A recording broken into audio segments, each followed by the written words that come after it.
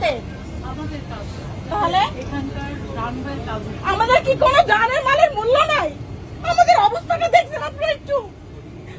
এটা কি আমাদের শাস্তি দিচ্ছেন আপনারা? আমরা কি আমাদের কি বিমানে টাকা কি কম নিছেন না আমাদের কাছে পেমেন্ট পাবেন? আপনি সাধারণ পাবেন, আমাদের কোনো দাম নাই না। এটা কি হচ্ছে? আচ্ছা ম্যাডাম আমরা এই যে আপনাদের সিনিয়র স্টাফকে দেখেন, এখানে সিনিয়র স্টাফ কোথায়? দেখেন কালকে থেকে আজকে পর্যন্ত আমাদের কোনো খোঁজই নাই।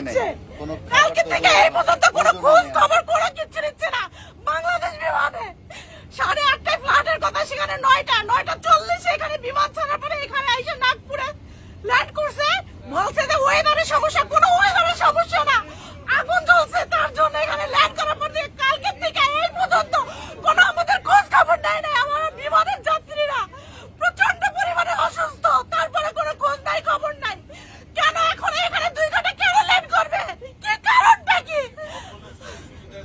কোন ধরনের কোন ধরনের সুযোগ সুবিধা নাই, কোন ধরনের সুযোগ সুবিধা নাই। আমরা কি মানুষ না?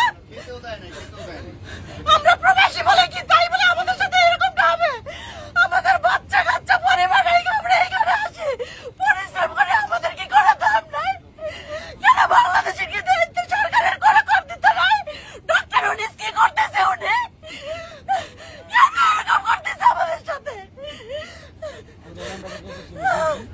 আমাদের পরিবারের সাথে যোগাযোগ করতে পারতেছি না, এখানে না ওখানে না,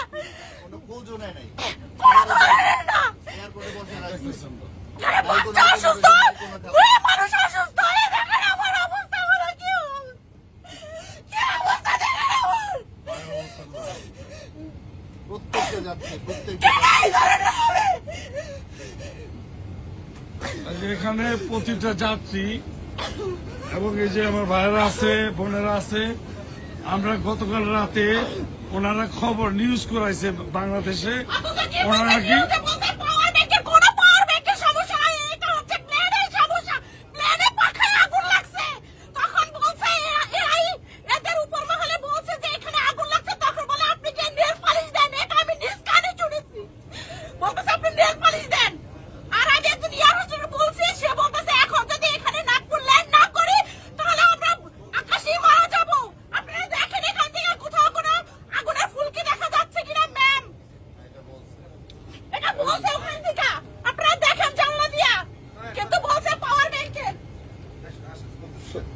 এখানে আমরা গতকালকে ফ্লু করছি বাংলাদেশ থেকে দুবাইয়ের উদ্দেশ্যে BG347।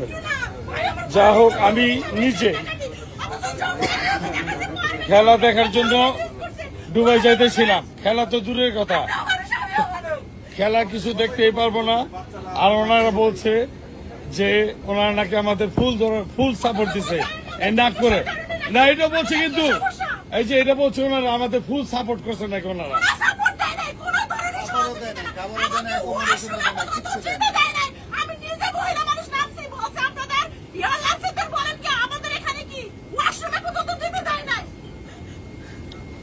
যাকে হলো বাংলাদেশের বিমান যারা আসে,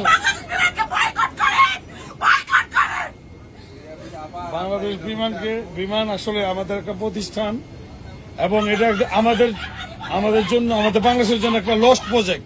এখানে যারাই আসে তারা দুর্নীতি করে টাকা কামায়, টিকিট পাওয়া যায় না, টিকিটের দাম অনেক, তারপরে সার্ভিস তো নাই। এদের বিরুদ্ধে আমরা বিচার চাই।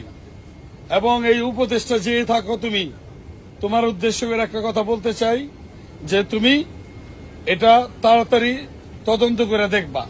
কারণ তুমি যত বড় উপদেষ্টা হও, তুমি তার আমাদের উপর দিয়ে না, তোমার মতো উপদেষ্টাদের দেখার মতো ক্ষমতা আমাদের বাংলাদেশের জনগণের আছে। আমরা যে কোনো সময় তোমাদের মতো যে কোনো উপদেষ্টাকে দেখতে পারি। তো যা হোক, আমরা এখনো এই রানওয়েতে বসে আছি নাগপুরে।